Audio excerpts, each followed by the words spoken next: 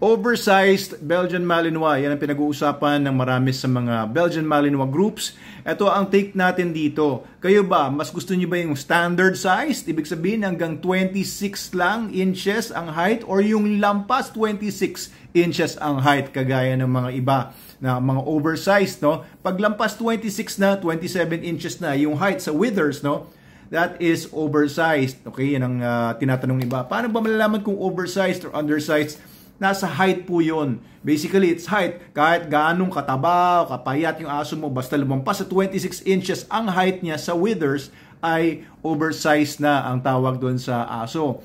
Oversized meaning kasi lampas na siya doon sa size na allowed sa breed standard. Okay, so breed standard kasi lahat po ng mga breeds, meron pong mga specifications yan na yan lang dapat ang itsura ng mga dogs na nagbe-belong doon sa breed. Ganon din sa kulay, sa appearance, sa tayo ng tenga, etc. So yung mga Belgian Malinois, breed standard nila hanggang 26 lang. Pag lumampas doon, alis ka na sa breed standard, hindi ka na standard dog. Okay, ang aso mo ay hindi naman nanalo sa mga dog shows. Disqualified na or fault yun. Ibig sabihin, tinitignan yan na hindi maganda kung ikaw ay lalaban sa mga dog shows. Of course, marami naman ng nagbe-Belgian Malinois, hindi naman nagdo-dog show. Karamihan, ano? Hindi naman nagdo-dog show. Merong ilang mga nagdo-dog show sa ibang bansa nakita ko, pero dito sa Pilipinas, I am not sure kung merong mga nagdo-dog show ng Belgian Malinois. Pwera na lang yung mga fun match lang o mga fun shows. Yan, may mga nakikita ko lumalaban ng mga may Belgian Malinois. Pero kasi ang Belgian Malinois, hindi siya, alam niyo yun, pretty dog. These dogs were developed to be herders or shepherd dogs sa Belgium, of course. And yun yung talagang original purpose nila para mag-herd ng sheep. And merong advantages and disadvantages din ang pagkakaroon ng masyadong malaking aso. Okay, most dogs na mga masyadong malaki ay hindi na ganun ka-agile, hindi na silang ganun kabilis. And if you're looking for a herding dog, hindi mo kayang patakbuhin buong maghapon yung aso na masyadong bulky or masyadong matangkad. Kasi meron na siyang dehado na yon. Medyo meron na siyang mga limitations doon sa movement and limitations dahil doon sa bigat niya. Okay, basically, matatangkad na mga aso, in general, mas mabigat sila kumpara doon sa mga mas mabababang aso, pero it doesn't always follow, okay? So kung ikaw ay lalaban sa show, depende sa purpose, lalaban ka sa dog shows, hindi ka para doon sa mga oversized. Okay? Do not get an oversized dog kung ang balak mo ay lumaban sa show. And that's a very small portion of people who are opting to get a Belgian Malinois. Kung magdo-dog show ka, of course, get the prettier breeds para impressive sila doon sa mga conformation shows.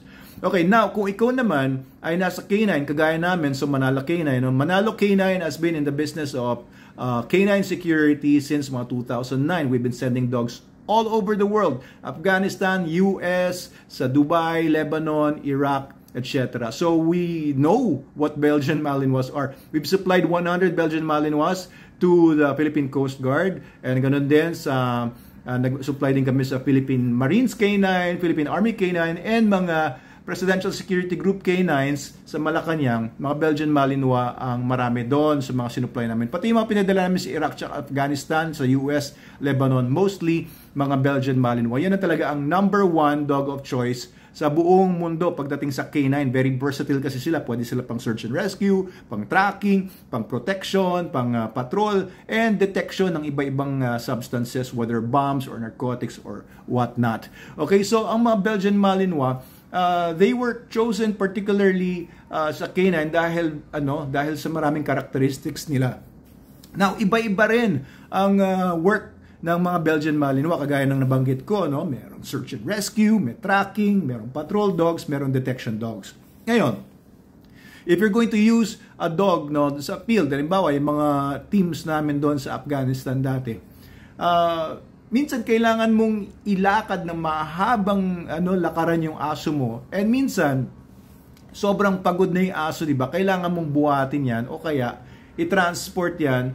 And minsan pagka na-injure yung aso mo, ang layo mo doon sa pupuntahan mo, di ba? Layo sa base o ang layo sa detachment nung aso mo sa field. Kailangan buhatin kasi pipilay-pilay. Hindi mo na pwedeng piliting maglakad yun. Bubuhatin mo ngayon. Ngayon, kung oversize yung aso mo, napakabigat, mahirap din nga naman yun. Kaya, most people na nasa canine, they want dogs that are handy. Hindi ganun kabigat, di ba? Of course, pagka mabigat, tapos minsan lang naman ma-injure, minsan lang naman kailangan buhatin, pwede na rin. Pero ang mga maliliit na mga aso, in general, mas maliksi sila.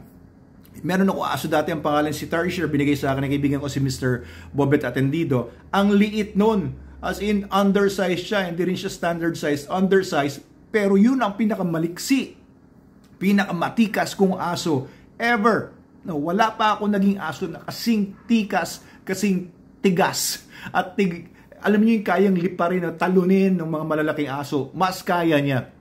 Ganong katindi. And if you want a dog, no, sa canine work, alam patrol canine, lulusot sa mga tunnel, lulusot sa bintana ng kotse para kagatin yung bad guy sa loob, or alam niyo yun, yung mga maliit na mga lusutan, of course, a smaller dog would be more apt. Mas maganda na maliit yung aso mo. Halimbawa naman, detection dog, naghanap ng bomba, narcotics, syempre, sisingit-singit yan. May container na isa-search, papasok sa loob. O kaya, ilalagay sa, alam niyo, sa cargo area ng eroplano, kagaya ng aso namin dati sa Kabul International Airport sa Afghanistan.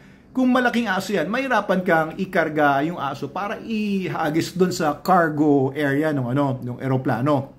Smaller dogs, is yung aso namin na crossbreed dati, si Edgar. Crossbreed yun between Belgian Malinois and Pitbull. Yun yung kayang-kaya nilang ibato doon. At matibay yung aso, kaya kahit bato-bato yun siya. Hindi siya nasasaktan kasi part Pitbull nga, 50%. So, smaller dogs are practical, are wanted or desired in such cases kagaya ng banggit ko. Pero of course, hindi natin mapagkakaila yung oversized dogs ay may advantage din naman. Number one, ang mga dogs po, mga canines or mga protection dogs or alam niyo yun, mga perimeter dogs mo, guard dogs, syempre mas malaki yan, mas nakakatakot yan. Mas, alam niyo kasi 90% ng trabaho ng aso sa canine is yung deterrent factor nila. Ibig sabihin ng deterrent factor ay, alam yun, bago pa mangyari yung krimen, ay hindi na mangyayari yun dahil nakita pa lang nila yung aso. And kung yung aso mo ay maliit, walang deterrent factor halos yun. Kung malaki yung aso mo, the bigger, the more nakakatakot para sa mga intruder, sa mga nag-iisip gumawa ng masama, di ba? So oversized is good. Pero oversized, depende rin naman yan, no? May oversized kagaya ni Michael Jordan, matangkad si Michael Jordan, pero sobrang liksi, di ba? He's the GOAT, or, you know, the best player that basketball has ever seen, arguably.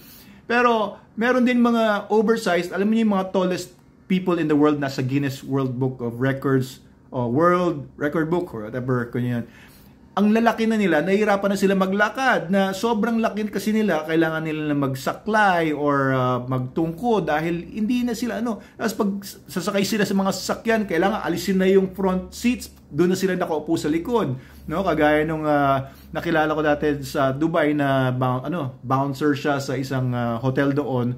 Sobrang laki ng tao na yun, nakakatakot siya pero dehado na siya. So if you have a big dog, ang problema mo dyan, syempre pagkain. Una, ang lakas kumain yan compared sa mga smaller dogs. Of course, no? Kung papakainin mo yan ng SDN, the best dog food in the multiverse, 1% ng body weight nila, kung nasa mga 50 kilograms yan, edi 500 grams a day ka. Isang ganito ng SDN 42, 2 araw mo lang. Pero tipid pa rin, di ba? Kasi SDN yan. Ibang dog food, baka 2-3 kilo pa kaya mo sa isang maghapon.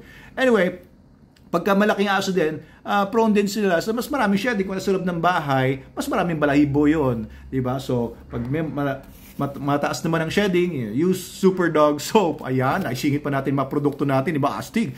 O, tapos pag yung mga big dogs, pag nagkasakit, syempre yung mga medications nila sa vet, mas mahal kasi mas malaki sila. Mas mataas yung requirement nila sa mga particular drugs or patutulugin sa anesthesia, etc. So, anong take ninyo? Mas gusto niyo ba yung mga standard size Belgian Malinois or Rottweilers or Dobermans or German Shepherds? No, pinag-aaway nila. Would you rather stick to the standard or would you rather go for oversized dogs? Anong purpose ninyo? Lagay niyo sa comment section sa baba, and what your take is on the matter. Oversized ba or standard size ang preferred ninyo? Ayan. Maraming salamat po. That's my take. Doc Abel Manalo, here's Manalo K9, Meta Animals.